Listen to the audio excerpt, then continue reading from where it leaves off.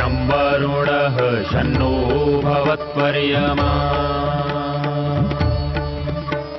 शन्न इन्द्रो बृहस्पतिः शन्नो विष्णुरुक्रमः ॐ शान्ति शान्ति शान्तिः।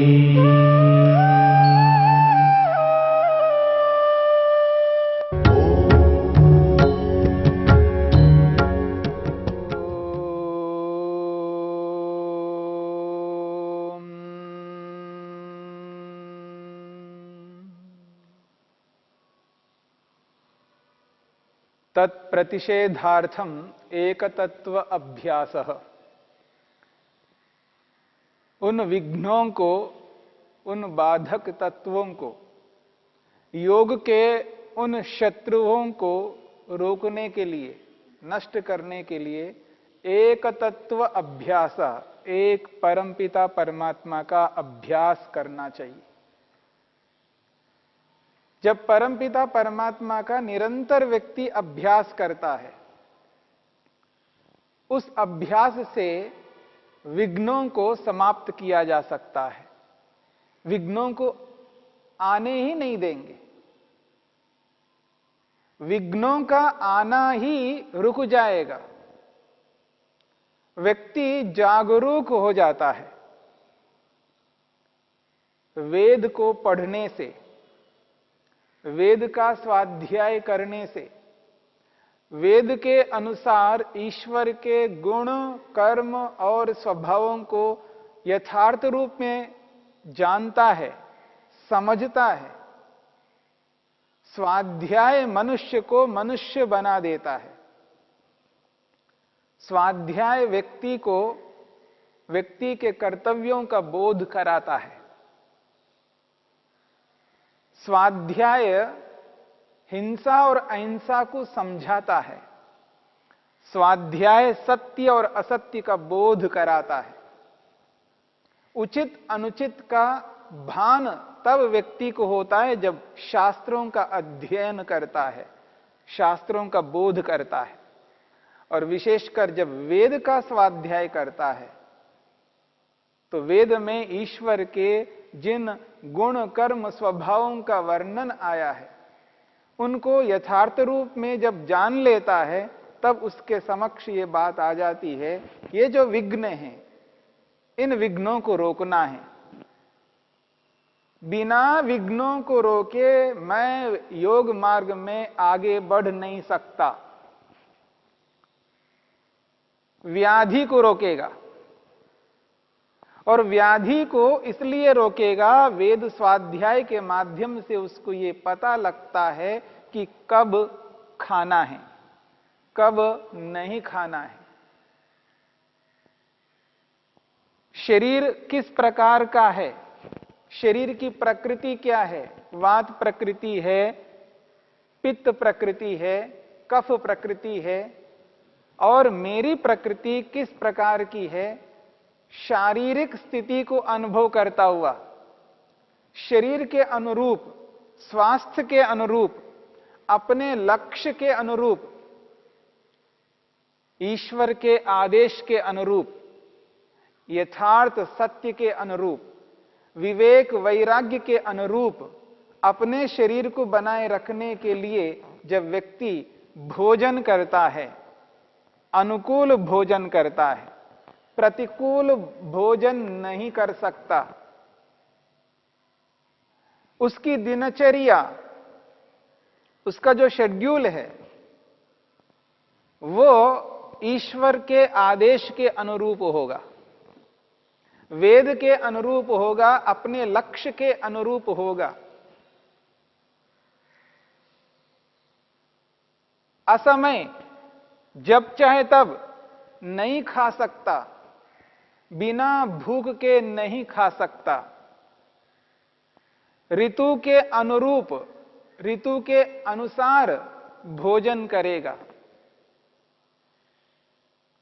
उस स्थिति में उसके जीवन में व्याधियां यानी रोग उत्पन्न नहीं होंगे। और वेद का आदेश है, और वेद का उपवेद आयुर्वेद का भी आदेश है, मनुष्य को स्वस्थ रहने के लिए व्यायाम करना है तो वो करेगा। आयुर्वेद के अनुसार व्यक्ति अपने जीवन की शैली को बनाता है तो रोगों से मुक्त रहता है, व्याधि रूपी रोग उसके सामने नहीं आएगा। व्याधि योग में बाधक है, इसलिए उसको रोके रखता है। यदि किसी कारण से आ भी जाए तत्काल उसका समाधान करता है। अनेक बार व्यक्ति के अधिकार में नहीं होता है, दूसरों के कारण से भी उस व्यक्ति में व्याधियां रोग उत्पन्न हो सकते हैं। पूरी सावधानी रखेगा, फिर भी अगर कोई दूसरे व्यक्ति के कारण से अन्य व्यक्ति की स्वतंत्रता के कारण से उस व्यक्ति को कोई समस्या, कोई व्याधि आने भी लग जाए, व्याधि रोग आ गया हो तो तत्काल उसका समाधान करके उपचार करके स्वस्थ होगा, क्योंकि बिना स्वस्थ शरीर के योग नहीं कर सकते। वो जागरूक रहेगा। और ये जो विघ्न है, अकर्मण्यता, कामचोरपना, कर्म न करने की इच्छा, जब व्यक्ति वेद का स्वाध्याय करता है, वेद को सामने रखता है, ईश्वर के आदेश को देखता है, तो वेद स्पष्ट कहता है अकर्मादस्यो। ऋग्वेद कहता है अकर्मादस्यो। ऋग्वेद का मंत्र है अकर्मादस्यु अभिनो अमंतु अन्यव्रतो अमानुषः त्वं तस्य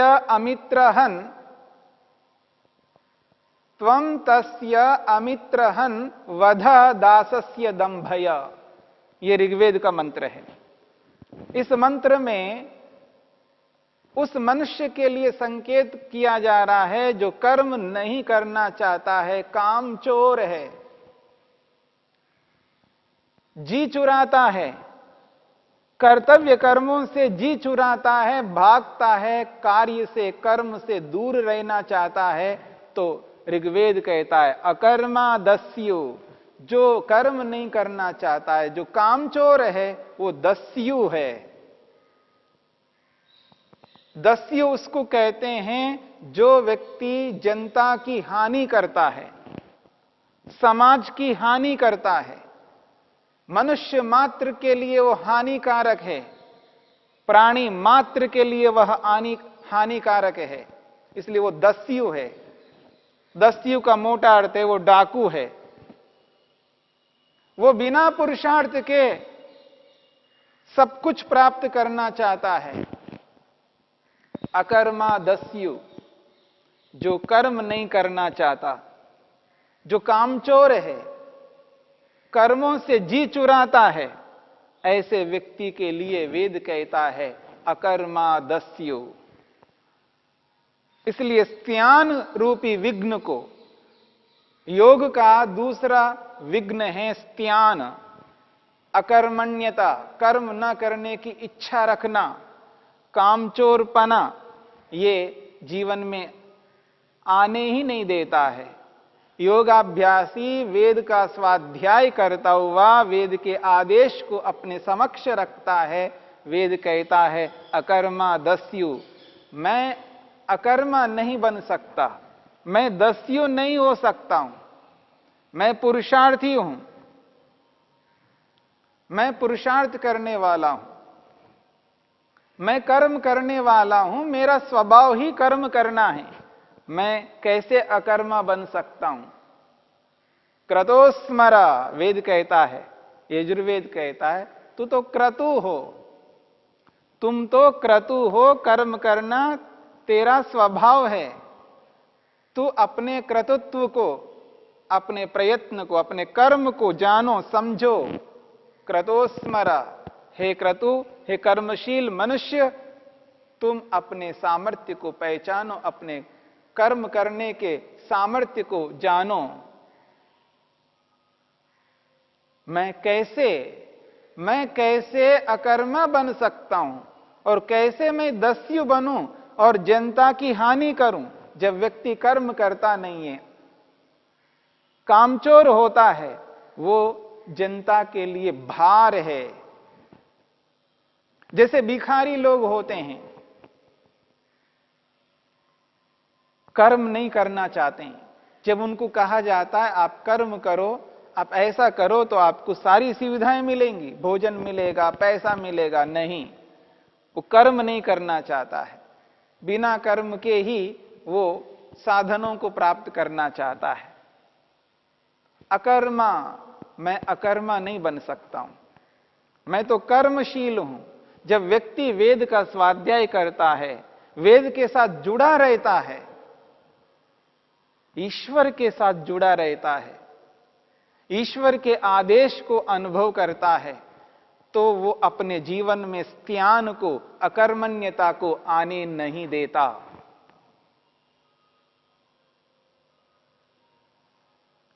संशय तीसरा विघ्न है, तीसरा बाधक तत्व है, योग को होने नहीं देता है संशय।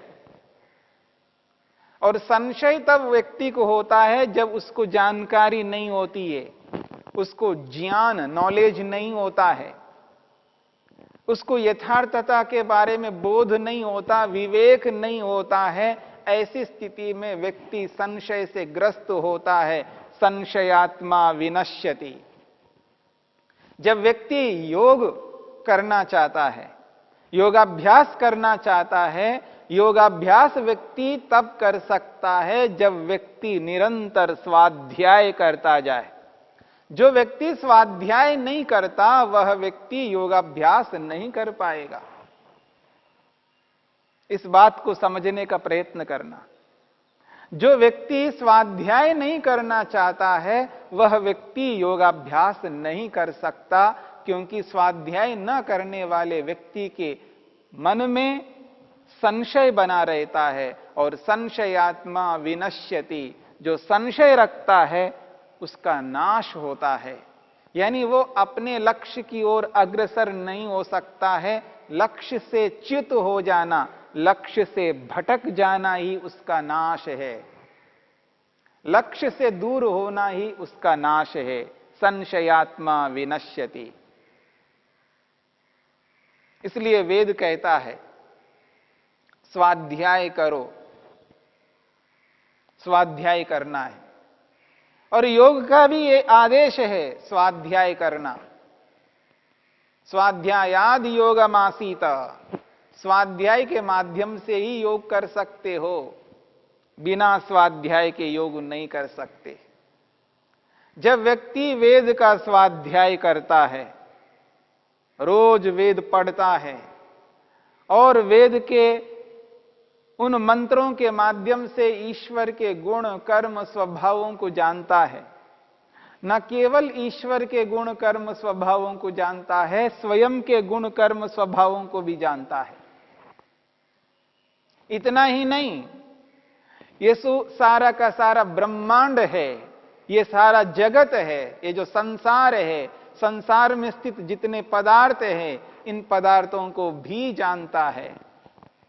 कौन सी वस्तु किस प्रकार की है, किस वस्तु से मुझको क्या मिलेगा, किस वस्तु से मेरे को लाभ क्या मिलेगा, हानि क्या मिलेगी, कौन सी वस्तु सुखदायी है, कौन सी वस्तु दुखदायी है, कौन सी वस्तु दुख का कारण बनती है और कौन सी वस्तु सुख का कारण बनती है। इन सभी बातों को बिना स्वाध्याय के नहीं जान सकते। जब व्यक्ति निरंतर वेद का स्वाध्याय करता है, उसके मन में संशय नहीं रहता। जब संशय नहीं रहेगा, सभी पदार्थों को यथार्थ रूप में, तात्विक रूप में, वस्तुस्थिति में जान लेता है, उसके मन से संशय हट जाता है, संशय का निवारण होता है, तब व्यक्ति योग में आगे बढ़ता है। व्याधि स्त्यान संशय, प्रमाद। ये जो प्रमाद है, ये प्रमाद इसलिए व्यक्ति के जीवन में होता है क्योंकि व्यक्ति लापरवाही से युक्त रहता है, यानी जागरूक नहीं रहता है, सावधान नहीं रहता है, अलर्ट नहीं रहता है। उसे ये बोध नहीं है कि ईश्वर निरंतर मेरे लिए कर्म कर रहे हैं, ईश्वर खाली कभी नहीं रह सकता, ईश्वर आलस्य प्रमाद कभी नहीं कर सकते। ईश्वर के स्वरूप को जाने बिना व्यक्ति आलस्य से, प्रमाद से ग्रस्त होता है। यहां व्याधि स्त्यान संशय, आलस्य, प्रमाद, इन दो चीजों को हम लेते हैं। प्रमाद के साथ साथ आलस्य भी को साथ में जोड़ते हैं, और आलस्य और प्रमाद इन दोनों के कारण से व्यक्ति अपने कर्तव्य कर्मों को नहीं करता है, अपने लक्ष्य की ओर आगे नहीं बढ़ता है, और उसका लक्ष्य धरा का धरा रह जाता है और जीवन की लीला इतिश्री के रूप में समाप्त हो जाती है। पुनः व्यक्ति शरीर धारण करता है, फिर इसी प्रकार से इधर उधर के कर्मों में, व्यर्थ के कर्मों में लगा रहता है और जीवन की इतिश्री कर लेता है। जन्म और मृत्यु, जन्म और मृत्यु के इस चक्र में निरंतर चलता हुआ अपने लक्ष्य से दूर होता जाता है। इसलिए इस आलस्य और प्रमाद को अच्छी तरह जान करके, समझ करके इन शत्रुओं को दूर करना है। ये जो व्यक्ति आलस्य करता है, ये जो प्रमाद करता है, इसलिए करता है क्योंकि उसे ये पता नहीं है ईश्वर मेरे को देख सुन जान रहे हैं, ईश्वर की उपस्थिति में उपस्थित हूं, ईश्वर सर्वज्ञ हैं, मेरे को देख रहे हैं, जान रहे हैं। ईश्वर सर्वव्यापक है, ऐसा कोई स्थान नहीं है जहां मैं जाकर के ईश्वर को नजरअंदाज करके कुछ कर सकता हूं। ईश्वर सर्वव्यापक है और ईश्वर सर्वज्ञ है, सर्वव्यापक है, उसके साथ साथ सर्वशक्तिमान है। मैं उससे बलवान नहीं हूं, उससे अधिक शक्तिशाली नहीं हूं, मेरे को डरना ही होगा ईश्वर से, क्योंकि ईश्वर सर्वशक्तिमान होकर, सर्वव्यापक होकर, सर्वज्ञ होकर मेरे को देख सुन जान रहे हैं। इतना ही नहीं, अगर मैंने किसी कर्म को किया है तो उसका फल निश्चित रूप से ईश्वर देगा, क्योंकि ईश्वर न्यायकारी है। जब व्यक्ति ईश्वर की न्यायकारिता को, उसकी सर्वशक्तिमत्ता को, उसकी सर्वव्यापकता को, उसके सर्वज्ञ स्वरूप को जान लेता है, तब व्यक्ति आलस्य से, प्रमाद से ग्रस्त कभी नहीं हो सकता। आलस्य और प्रमाद रूपी शत्रुओं को अपने जीवन से हटा देगा। इसलिए एक तत्व अभ्यास, ईश्वर का अभ्यास निरंतर करते जाना है।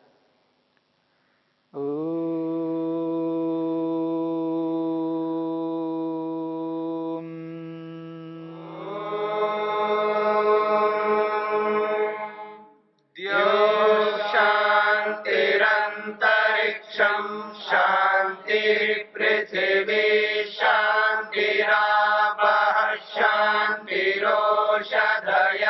शांतिः वनस्पतयः शांतिर्विश्वे देवा शांतिर्ब्रह्म शांति सर्वं शांति शांतिरेव शांति क्षमा शांतिरेधि। ओम शांति शांति शांति।